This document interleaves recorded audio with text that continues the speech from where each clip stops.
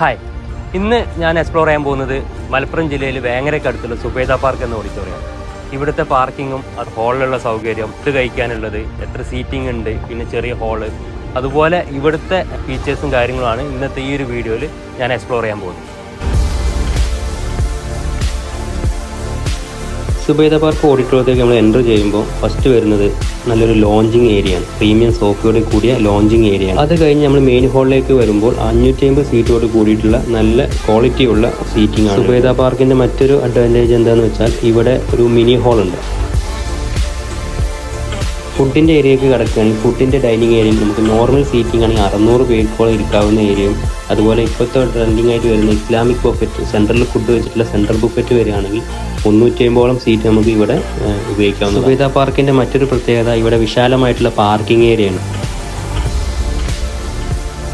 ഇനി Subaida park book ചെയ്യാനും കൂടുതൽ ഡീറ്റെയിൽസ് അറിയാനും ഈ നമ്പറിൽ കോൺടാക്ട് ചെയ്താൽ മതി. ഇവിടുത്തെ ഓഫീസ് നമ്പറാണ്, ഈ നമ്പറിൽ കോൺടാക്ട് ചെയ്യുക.